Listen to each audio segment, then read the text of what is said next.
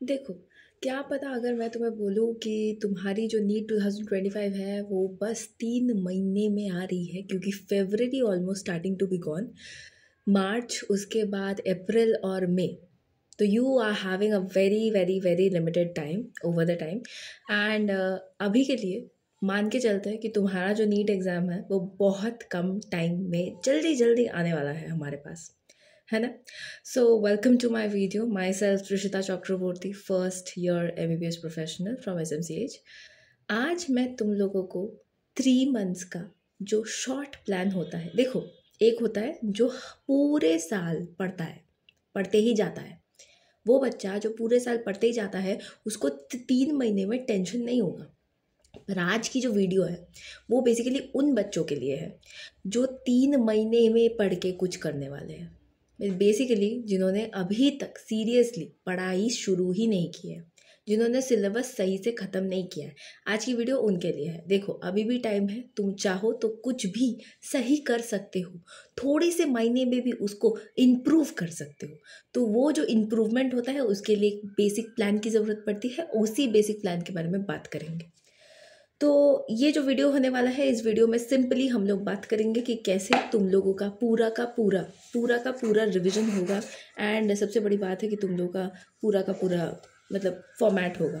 Oh sorry, screen थोड़ा उल्टा हो गया था, वेरी सॉरी।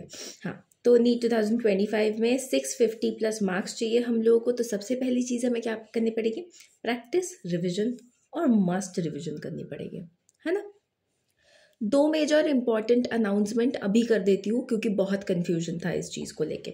नंबर 1 है कि सेक्शन बी जो तुम्हारा था वो रिमूव हो चुका है। यानी कि तुम्हें पहले क्या किया जाता था, तुम्हें किसी भी एक सब्जेक्ट से, मानो कि फिजिक्स से या बायोलॉजी से, तुम्हें जितने भी सारे क्वेश्चंस मिलते थे उसके साथ 5 एक्स्ट्रा क्वेश्चंस दिए जाते थे जो तुम और में अटेम्प्ट कर सको, ताकि अगर तुम्हारा कहीं भी कुछ भी मिस्टेक हो जाता है तुम्हें एक ऑप्शन दिया जाता है ताकि तुम उन्हें अटेंड कर सको। पर अनफॉर्चुनेटली इस सेक्शन बी को हटा दिया गया है, ठीक है। Second major information, time of exam तुम्हारा 3 घंटे का हो गया है। यानी कि अब तुम्हारे पास है 180 क्वेश्चंस और तुम्हारे पास है 3 घंटा। इसका मतलब क्या है कि तुम्हें एक एक क्वेश्चन को सोच समझ के अटेंड करना है, क्योंकि एक एक क्वेश्चन के ऊपर डिपेंड करेगा कि तुम्हारा कट ऑफ क्या हो रहा है। उससे भी बड़ी बात है, गलती करने की गुंजाइश जो है उसे घटानी है, क्योंकि यहाँ पे अभी तुम्हारे पास सेक्शन बी नहीं है कि तुम कुछ एक्स्ट्रा क्वेश्चंस को अटेम्प्ट कर सको। So now the difficulty level of the exams have actually increased very much, है ना। इसके बाद बात करते हैं सब्जेक्ट्स में आ जाते हैं। सीधी बात, नो बकवास, सब्जेक्ट्स में आ जाते हैं। कौन कौन से सब्जेक्ट्स हैं और कौन कौन सी इंपॉर्टेंट टॉपिक्स हैं, ठीक है। जैसे कि फिजिक्स में unit and dimension very important, NLM, electrostatics, gravitation, current and electricity. Modern physics में atoms, nuclei, dual nature, semiconductor. And यहाँ पे है रे ऑप्टिक्स एंड काइनेमेटिक्स। तो ये कुछ इंपॉर्टेंट चैप्टर्स मैंने तुम्हें दिखाए। मेनली इन्हें इंपॉर्टेंट चैप्टर्स मान के रखो, जब से सबसे ज़्यादा हाई वेटेज ये चैप्टर्स कंटेन करते हैं। जब मैंने 12 वाली वीडियो बनाई थी, अगर तुम मेरे बहुत ही रेगुलर फॉलोअर हो तो तुम्हें बहुत अच्छे से पता होगा, जो 12 वाली वीडियो बनाई थी मैंने पहले बोल दिया था रे ऑप्टिक्स बहुत इंपॉर्टेंट है, सेमीकंडक्टर्स बहुत इंपॉर्टेंट है। इनसे एक क्वेश्चन तुम्हें पक्की जानी मिल ही जाएगी। सेमीकंडक्टर से तो लॉजिक गेट्स आते ही रहता है, वो कभी एक भी साल मिस हुआ तो मुझे बता देना, तुम हर साल आता रहता है। एंड इसीलिए मैंने और एक चीज़ तुम लोगों से बहुत बार रिक्वेस्ट किया है, फिर से रिक्वेस्ट करूँगी कि PYQs प्लीज़ मस्ट करो। PYQs नहीं करोगे कुछ भी समझ नहीं आएगा, कुछ भी तुम लोग का आइडिया नहीं होगा। चैप्टर पढ़ लिया तुम लोगों ने, अब तुम बोलोगे कि मैम तो क्वेश्चन तो नहीं बन रहे हैं। क्यों नहीं बन रहा है? क्योंकि मैंने PYQ ही नहीं किया। तो PYQ नहीं करेंगे तो कोई भी क्वेश्चन बनना इम्पॉसिबल है। मेरी कान खोल के सुन लो, PYQs करो, ठीक है, PYQs करना है, ठीक है। उसके बाद कमिंग टू बायोलॉजी में अगर मैं मेजर पार्ट की बात करूँ तो plant kingdom, animal kingdom, cell division and cycle, flowering plants, human reproduction, genetics, biotech and organisms and populations. ये सारे जो भी चैप्टर्स हैं ये सस्टेनेबल मार्क्स, या तो तुम बोल सकते हो कि सबसे ज़्यादा हाई वेटेज को कंटेन कर रहा है इस मोमेंट पे, ठीक है। यहाँ पे NCERT तुम्हें मस्ट रिविजन करना पड़ेगा है, और उसके साथ तुम्हारा अगर कोई नोट्स है, अगर कोई नोट्स तुम कैरी कर रहे हो तो उस नोट्स को रिवीजन करना पड़ेगा। ध्यान रहे मैं जिस भी चैप्टर की बात कर रही हूँ वो चैप्टर्स तुम्हारे रेडी रहने चाहिए। वो चैप्टर्स अगर तुम्हारे रेडी नहीं है तो अनफॉर्चुनेटली तुम सबसे ज़्यादा मेजर पोर्शन को ही मिस कर रहे हो, क्योंकि वही पोर्शन तुम्हारा रेडी नहीं है। ठीक है, उसके साथ ही आते हैं केमिस्ट्री में मैंने यहाँ पे एक चीज़ मैं ऐड करना भूल गई हूँ, let me add this thing, कि यहाँ पे मोल कॉन्सेप्ट भी तुमको बहुत अच्छे से जानना पड़ेगा, क्योंकि अगर तुमने मोल कॉन्सेप्ट नहीं जाना you will be not able to solve any questions of kinematics and as well as solution chapter also. तो यहाँ पे तुम्हें मोल कॉन्सेप्ट जानना बहुत ज़्यादा इंपॉर्टेंट है। ठीक है, chemical bonding, P and D block, thermodynamics, equilibrium, GOC, hydrocarbon, aldehyde ketone, electrochemistry, coordinate chemistry and biomolecules. These are one of the very important chapters. इनमें से let me remind you about GOC, hydrocarbon, aldehyde ketones. These are from the organic portion. I have already mentioned that 50% is your organic portion and 50% comprises of your physical and inorganic portion. 25% करके ये comprise करता है। सबसे ज़्यादा weightage होता है 50% जो कि ऑर्गेनिक में होता है। ऑर्गेनिक का बेस अगर तुम्हें क्लियर करना है उसके लिए तुम्हें जीओसी मस्ट करना पड़ेगा। हाइड्रोकार्बन्स भी तुम्हारा मस्ट क्लियर होना चाहिए। ये दोनों बेस ऑफ ऑर्गेनिक होते हैं, इन दोनों को हम लोग बेस ऑफ ऑर्गेनिक कहते हैं। तो ये दोनों तुम्हारा सबसे ज़्यादा क्लियर होना चाहिए, उसके बाद तुम किसी भी एक चैप्टर को ऑप्ट कर पाओगे इन दोनों चैप्टर्स के बेसिस पे। Aldehyde and ketone is one of the most important in class 12, but you have to also know haloalkanes. तो हेलो एल्केन्स नहीं आएगा तो ये तुम कैसे कर लोगे? तो the thing is GOC and hydrocarbon is a very important aspect when we look for organic chemistry. Chemical bonding is a very important chapter when we look for inorganic chemistry, and mole concept is a very important chapter when we look for physical chemistry. Okay, I hope I am very clear about your chemistry syllabus कि तुम्हें कौन कौन सी जगह पे ज़्यादा pressure डालना है। मैंने क्या बोला? चैप्टर करना है, चैप्टर के PYQs करने हैं और चैप्टर के जो फॉर्मूलाज होते हैं उन्हें रिवाइज करना है। इससे ज़्यादा 3 महीने में, ये जो 3 महीने तुम्हारे पास बच रहे, इन 3 महीने में तुम्हारे पास इससे ज़्यादा काम नहीं है। You are not going to do anything more than this. Done? उसके बाद आते हैं हम लोग इंपॉर्टेंट टॉपिक्स पे। कौन कौन से टॉपिक्स पे ज़्यादा जोर देना है? हर एक चैप्टर का कोई ना कोई इंपॉर्टेंट टॉपिक होता है। पहले मैं स्टार्ट करूँगी जेनेटिक्स के साथ, क्योंकि जेनेटिक्स में तुम्हारे पास 40 मार्क्स है, सबसे ज़्यादा इंसेन हाई वेटेज है तुम्हारे पास। ठीक है, monohybrid and dihybrid cross, I hope you know this. Disease, जो भी तुम्हारे क्रोमोसोमल डिजीज है, जेनेटिक डिजीज है, सारे के सारे डिजीज को तुम्हें याद रखना पड़ेगा। You have to do it. मैंने इसके ऊपर वीडियो भी बनाया था डिजीजेस के ऊपर, specially human physiology and chromosomal disease को कंप्राइज करके मैंने एक वीडियो बनाया था। डिस्क्रिप्शन में जाओ, तुम्हें लिंक मिल जाएगा।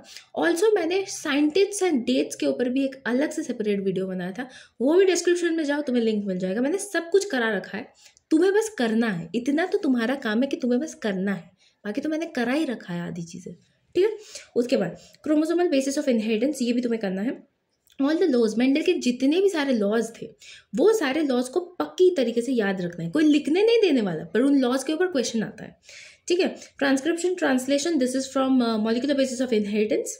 Okay, lac operon, DNA replication, gene codon, these are also from the molecular basis of inheritance. Sorry, DNA packaging and search of genetic material, ये सारे के सारे टॉपिक्स जो भी मैंने कहा, इनसे सबसे ज़्यादा PYQs कंप्राइज करते हैं। ऑल्सो और एक चीज़ है कि पेडिग्री प्लीज करके रखना, क्योंकि क्या पता कभी पेडिग्री से भी क्वेश्चन आ जाता है। ठीक है, तो these are all the things of genetics जो कि तुम्हें पक्के तरीके से अच्छे से रिवाइज हो जाने चाहिए। ठीक है, उसके बाद आते हैं हम लोग बायोटेक में। बायोटेक में क्या है? वेक्टर्स है, रेस्ट्रिक्शन एंजाइम है, PCR है। PCR तो तुम्हें ऑलरेडी बहुत बारी मैं समझा चुकी हूँ। PCR मेन एंजाइम्स है, सिलेक्टेबल मार्कर्स है। ठीक है, BT क्रॉप है, जीन थेरेपी है, GM क्रॉप्स है, ट्रांसजेनिक माइक्रोब्स है, इंसुलिन है। तो ये सारे के सारे टॉपिक्स क्या है बायोटेक में, ये सारे के सारे टॉपिक्स इंपॉर्टेंट हैं। ये प्रिंसिपल ऑफ बायोटेक और ये एप्लीकेशन ऑफ बायोटेक से इंपॉर्टेंट है। मैं और एक चीज़ बोल देती हूँ कि मैंने हर एक चीज़ का लेक्चर करवा के रखा है, तो इनका जो लेक्चर है लेक्चर भी मेरे यूट्यूब में अवेलेबल है, तो अगर तुम चाहो तुम मेरा चैनल सर्च करके उसके भी मतलब लेक्चर्स तुम आराम से निकाल सकते हो और उन लेक्चर्स को देख सकते हो। वो बहुत ही वन शॉट में किए हुए हैं। लाइक अगर तुम्हारे पास 25 मिनट भी टाइम हो तो तुम 25 मिनट में पूरा का पूरा एप्लीकेशंस ऑफ बायोकेमिस्ट्री या प्रिंसिपल ऑफ बायोकेमिस्ट्री समझ के निकल जाओगे। मैंने इतना शॉर्ट तरीके से हर एक चैप्टर को समझा रखा है, तो I will request you all कि तुम एक बार जाके वो वाला वीडियो भी देख लो, ठीक है। उसके बाद आते हैं सेल में। सेल का scientific name, theory, cell envelope, endomembrane systems, Golgi body, endoreticulum system, ठीक है, plastid, mitochondria, cilia, types of chromosomes, mitosis, interphase, meiosis, ये सारी की सारी चीज़ें तुम्हें पता होनी चाहिए। सबसे ज़्यादा तो माइटोसिस, इंटरफेस, मियोसिस, ये वाला पार्ट सेल डिवीजन का पार्ट हो रहा है, और ये अगर तुम्हें नहीं पता होगा फर्दर जाके तुम्हें किसी भी मेडिकल डिग्री में भी इस चीज़ को लेके कन्फ्यूजन होती रहेगी। So make sure you make it proper by the NEET examination. Okay, after that coming to the human physiology, the most interesting part, यहाँ पे breathing and exchange of gas से तुम्हें transport of the gas, disorder, exchange of the gas करना है। Body fluid से cardiac cycle, ABO, blood grouping, lub dub, sound and regulation of the cardiac activities, ये सारी की सारी चीजें करनी है। Trust me, these things if you don't make a good concept, you will be really suffering in MBBS or any kind of medical degree. So make sure you make it very clear by class 12 or 11. Okay. Excretory product, formation of the urine, GFR, human kidney disorder and nephron, ये सारे के सारे topics तुम्हें अच्छे से करने पड़ेंगे, ठीक है। लोकोमोशंस में sternum and ribs, types of joints, ठीक है, sliding filament theory, skeletal muscle, ये सारे के सारे टॉपिक्स करने हैं। न्यूरल कंट्रोल कोऑर्डिनेशन में nervous system, brain action potential and diencephalon, ये सारे के सारे टॉपिक्स करने हैं। केमिकल कोऑर्डिनेशन में all the hormones, adrenal cortex and mechanisms of the hormones करना है। यहाँ पे एक चीज मैं मेंशन करना भूल गई हूँ, every chapter comprises of disorder, तो वो डिसऑर्डर्स जो डिसऑर्डर वहाँ पे लिखा हुआ है, all the disorders you have to learn. मैंने पहले ही बोला डिसऑर्डर्स के ऊपर एक वीडियो मैंने बना रखा है अपने चैनल पे, तो चैनल पे अगर जाओगे तो तुम्हें वो वीडियोस दिख जाएंगे, ठीक है, तुम्हें वो वीडियोस दिख जाएंगे। उसके बाद आते हैं रिप्रोडक्शन पे। रिप्रोडक्शन पे तुम्हें male and female reproductive system पढ़ना है, गेमेटोजेनेसिस पढ़ना है, स्पर्मियोजेनेसिस कैसे हो रहा है, oogenesis कैसे हो रही है ये पढ़ना है, मेंस्ट्रुएशन साइकिल पढ़ना है। रिप्रोडक्टिव हेल्थ मैंने infertility, sexual terminate methods, contraceptive methods, barrier method, IUDs, ये सब पढ़ना है। तो ये ऑलमोस्ट ह्यूमन रिप्रोडक्शन का पार्ट हुआ। मैंने इस ह्यूमन रिप्रोडक्शन के ऊपर पूरा का पूरा 1.5 घंटे का लेक्चर लेके रखा है। उसमें मैंने बहुत ही मतलब सिंपल तरीके से तोड़ के समझाया है पूरा का पूरा reproduction. Make sure you visit once, ठीक है। और मैंने ये वाला चैप्टर भी कवर कर रखा है, रिप्रोडक्टिव हेल्थ, ये भी तुम कवर कर सकते हो, ठीक है। SRPS यानी कि sexual reproduction of flowering plants, इसमें तुम्हें पोलन ग्रेन्स करना है, मेगास्पोरेंजियास, माइक्रोस्पोरेंजियास, ये सब करने हैं। डबल फर्टिलाइजेशन करना है। कौन कौन डबल फर्टिलाइजेशन करना है इनका एग्जाम्पल याद रखना है। पोस्ट पॉलिनेशन इफेक्ट्स भी याद करने हैं, ठीक है। उसके बाद प्लांट फिजियोलॉजी की बात करें, फोटोसिंथेसिस वाले चैप्टर में तुम्हें C4C3 साइकिल करना है, लाइट एंड डार्क रिएक्शन करना है, सारे के सारे एक्सपेरिमेंट पढ़ने हैं, सारे के सारे एक्सपेरिमेंट्स पढ़ने हैं। यहाँ पे बहुत सारे एक्सपेरिमेंट्स थे, तुम्हें उन सारे एक्सपेरिमेंट्स को क्या करना है, एक बारी करके लर्न कर लेना है, ठीक है। कुछ नहीं तो पढ़ ही लेना, लर्न करने की भी जरूरत नहीं है, तुम पढ़ लेना, ठीक है। उसके बाद CAM पाथवे करना है, फोटो रेस्पिरेशन करना है, ठीक है।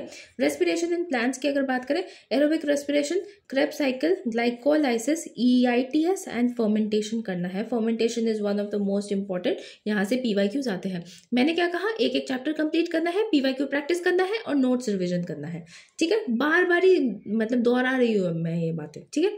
मिनरल एंड न्यूट्रिशन में तुम्हें नाइट्रोजन फिक्सेशन करना है, मेटाबॉलिज्म करना है और न्यूट्रिएंट्स वाला पार्ट कवर करना है, ठीक है। इसके बाद केमिस्ट्री के इंपॉर्टेंट टॉपिक्स पे आ जाते हैं।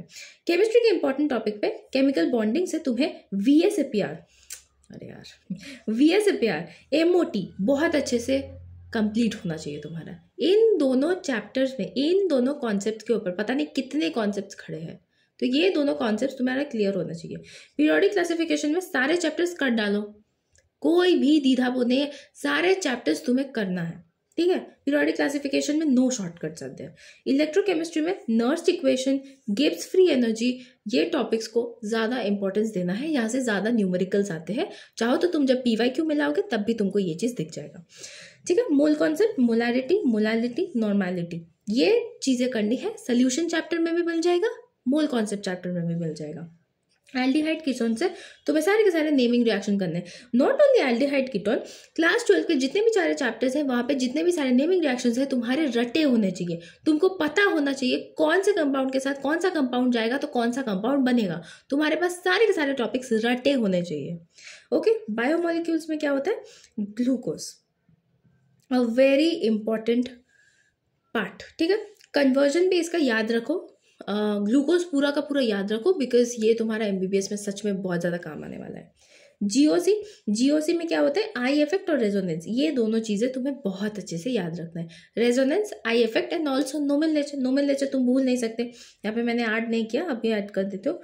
नोमेनक्लेचर तुम भूल नहीं सकते, नोमेनक्लेचर इज अ मस्ट। अगर ये तुम भूल गए तुम कोई भी क्वेश्चन अटेम्प्ट ही नहीं कर पाओगे, तो नोमेनक्लेचर नहीं भूलना है।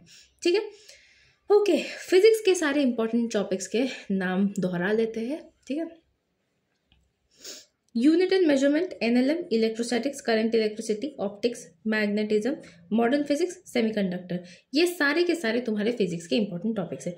एक चीज़ याद रखना, 40% तुम्हारा क्लास 11 का होता है, पर ऑलमोस्ट 60% तुम्हारा क्लास 12 का होता है। मान के चलो 80 से 90 मार्क्स आते हैं तुम्हारे यहाँ से, तो इसीलिए क्लास 12 को तुम छोड़ नहीं सकते।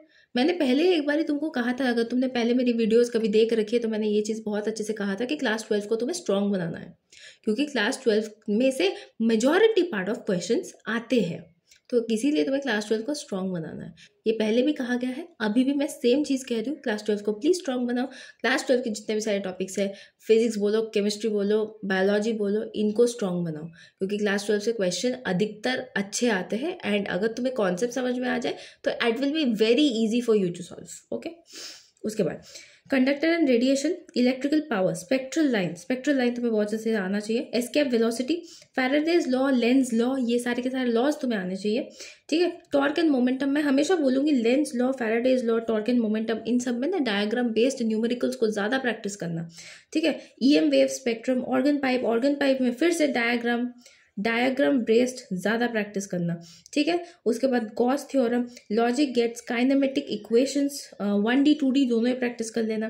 कैपेसिटर्स एंड डाई इलेक्ट्रिक्स, ये भी प्रैक्टिस कर लेना। पीएन जंक्शन एंड डायोड्स, इसमें भी तुम डायग्राम बेस्ड ही प्रैक्टिस करना, क्योंकि यहाँ पे डायग्राम बेस्ड क्वेश्चन ही आते हैं। ठीक है, conservation of energy, LCR circuit, another diagram based practice करना। ठीक है, डायग्राम बेस्ड प्रैक्टिस करना। Photo electric effect, friction, lens maker law, mirror formula, refractive index, another diagram based, इसमें भी डायग्राम तुमको करना पड़ेगा। ओके, देन वाईडीएफ से इंटरफेरेंस,